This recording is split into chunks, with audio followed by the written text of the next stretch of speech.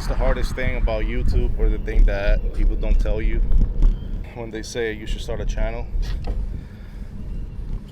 It's the little small logistical stuff that goes into keeping a channel going. Inside the studio now again, and I had to pause the video yesterday on when I was biking because, man, I swear I was about to pass out. I was already on like 7 miles of biking, and it was like 95 degrees out, no water, none of that. Don't do that.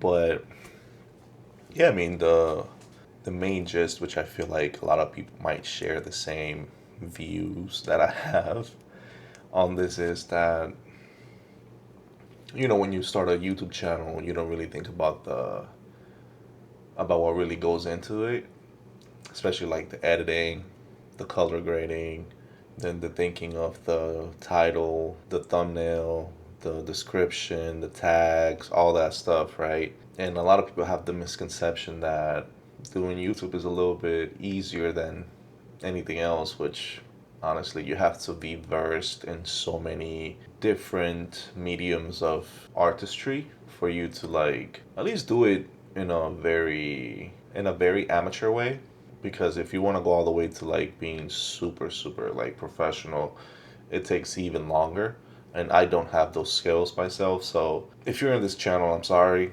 I'm not an expert, but I do try to convey a good story or a good idea when I speak to the camera to the viewer. I just kind of wanted to pass down those ideas of what really takes to, I guess, start, at least just get started, which is the hardest step to do in these type of creative choices. Because a lot of the times people are really scared of being in front of a camera, taping in front of strangers, which honestly I still have a bit of an issue with that. What I tell myself is, they don't pay your bills, and it kind of goes away for a bit. One of the most important ones is storage, because these videos take a lot of space. And second, how to catalog or how to keep your footage organized. And the way that I do it is just very simple, but at the same time, it's very simple, but also it works for me. So I just, whenever I'm done, finished taping or going outside or taking pictures, I've done this with my photography, and that's how I've kept it going. As soon as I'm finished, I just take it to the computer, download it, put it in a folder. I put the name or I put the date that it was made. If I have to make a video, I just go into the tags and I tag it with a red dot. I'm on Mac. And then once I'm finished, I put it with a green tag. And something different that I've been trying to do as well is, especially when I'm editing on DaVinci Resolve, I keep all my videos that are footage in separate folders, and one folder for all the uploaded videos, just to keep track of what I've been doing. Again, the hardest part is people don't really tell you how long this stuff is. Like, for example, when I'm doing like the videos that have the most B-roll, especially when I'm sitting down and like reviewing a product, and I have to do like little B-rolls and then layering them on top, and the sounds and all that stuff. Like a good 5-6 hours could go by without you noticing when you're editing. And this was before I even like did color grading. So I film on a Fujifilm X-T5, and I just used the simulations that I have in there. So that was my color grading. But what took time was the cutting, and then making sure that when I cut the footage, the sound was a pretty decent amount of like progression, and it didn't sound awkward. Just doing that for a lot takes a long time.